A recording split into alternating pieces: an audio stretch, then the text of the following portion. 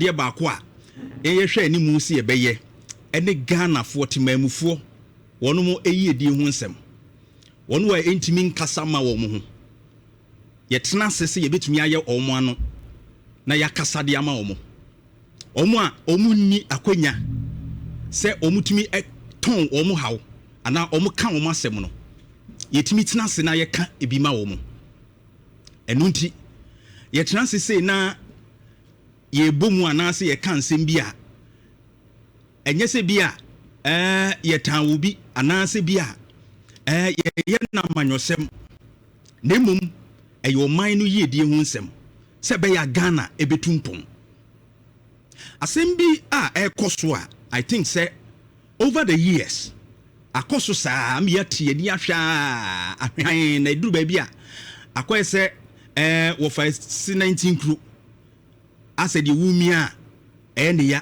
wa mia so ane 90 be wi ase no ofari wase anim pie so a di nkwan hunu so hu na ba bi a enoma ɛkɔ in terms of our health services no ɛne ya pomuden ɛho nsɛm no particularly in certain parts of this country hadwene ɛno nti ɛsɛ asɔman yɛhwɛ kwan a yɛbɛfa so a yɛbɛtu ho anamo ani nyinaa betumi awie pɛyo sanse sɛ wo hwɛ ewiase nyinaa yɛni suade hunu a ewom fa mpuntuo huma wo man bia no a apomuden ɛka ho bi wo hwɛ no ma edunson ɛyɛ 17 goals a SDGs no a na wo hwɛ de ɛtɔ so miɛnsa apomuden ewum ɛkasa fa apomuden pa ho good health na akasa fa well being ho sɛ wonya apomuden pa ne ɛsɛ fata sɛ bɛyɛ a wobɛtumi atena se sɛ onipa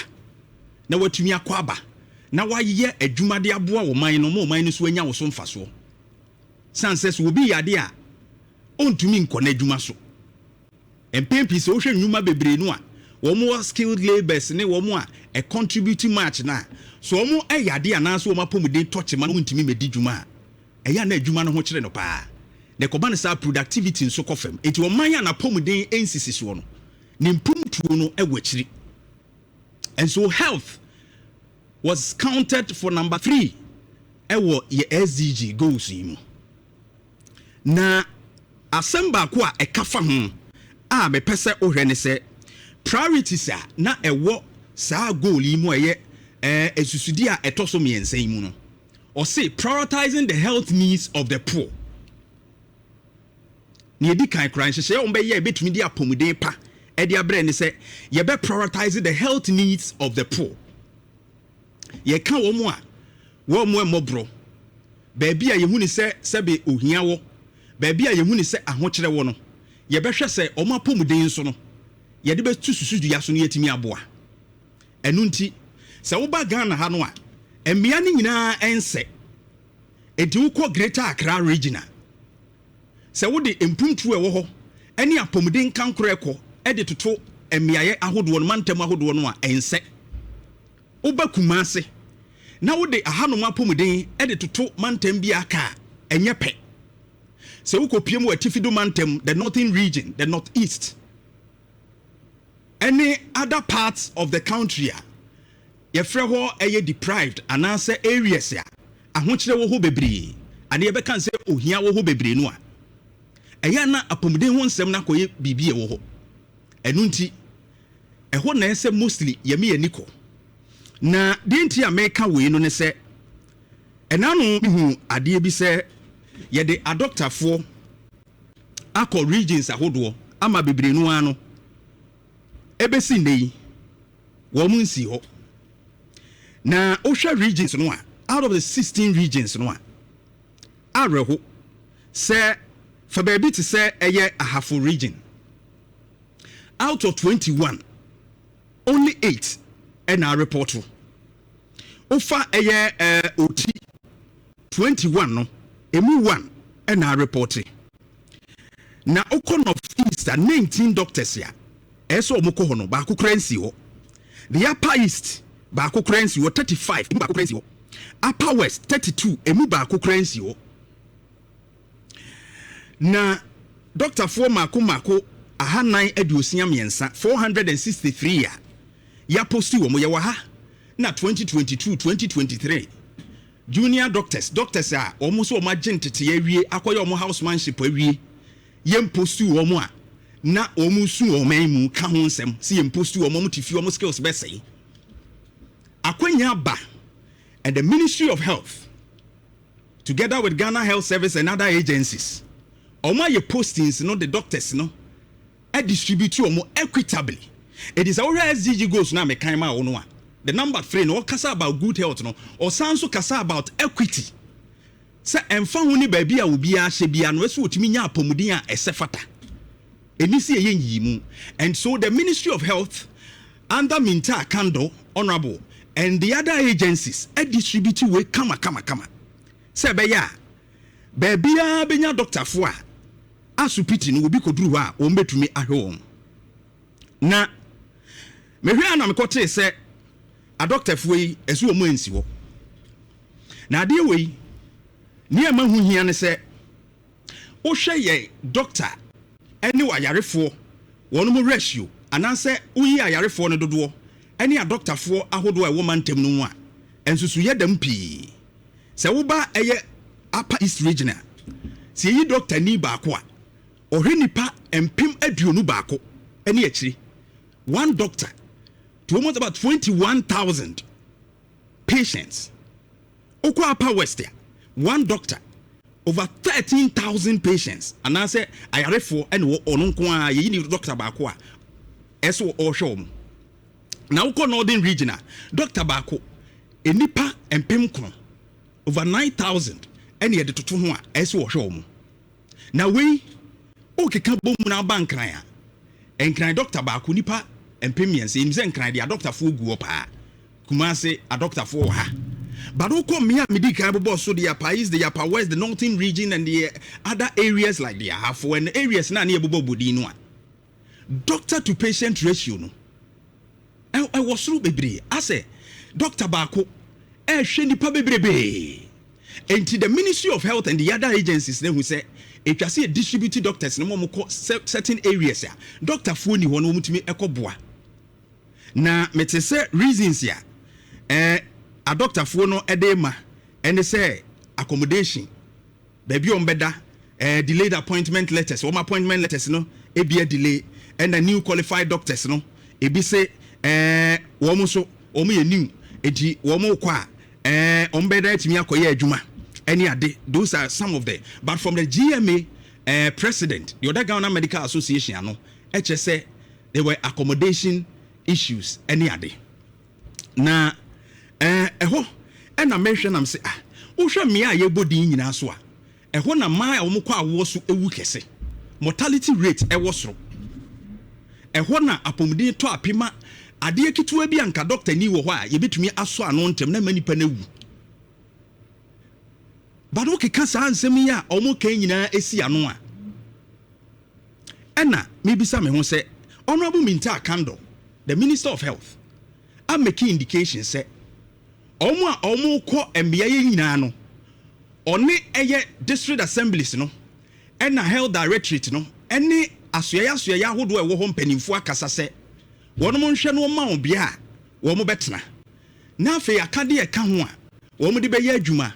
And incentives bia esefata o de mo so oni baji betumi aye adwuma no onu akasa entidi enti no mo nkoye ba me track ya na me hu say over the years your post doctors no e de omo kwa bebre na anko unlike this one aba out no omo nko ni eja no ho na wo mu a na obi akowura mu a na wote nkran ni e de na to nkran ni e de na betu kumase ni e de na to other areas enti sa mia medical board nyina no a doctor fo no enko tina ho kire ewo ho ti ubehwa ba bia nipa ewu yade bia nse so owu kura no owu na ya kan no ena ebinumo defend ena omu ye nam se wo defend this thing eta wo yonko ho eta bia ho na so wakodru northern region and some of these regions na yade abo ena ese je se doctor ni hwew no wanya nkwa ebi a wote nkran wote kumazi nti so mfa ho ba bia adwumadie bi di wakopie northern region, the northeast,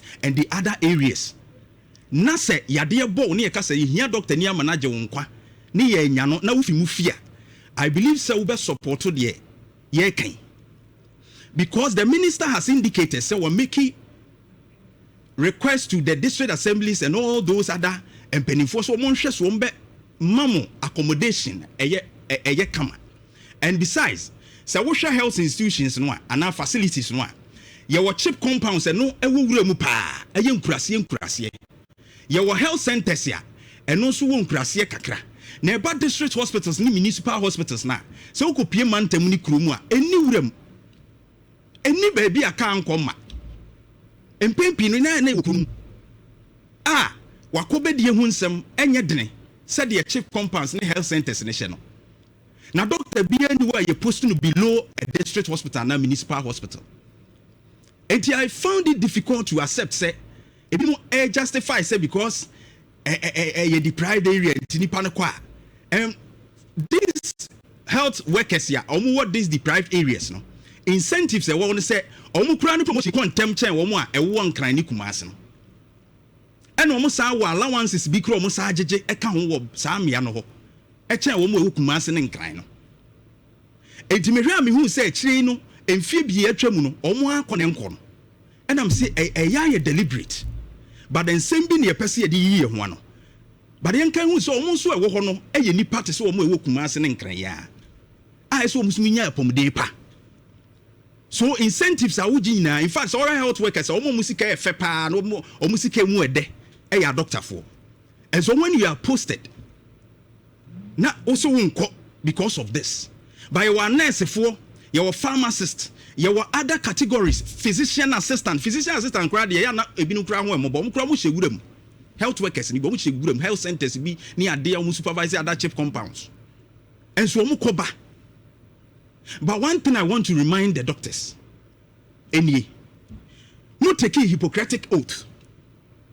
And this is what the oath says. And son, I'm the master mercy. Jeff project it for me.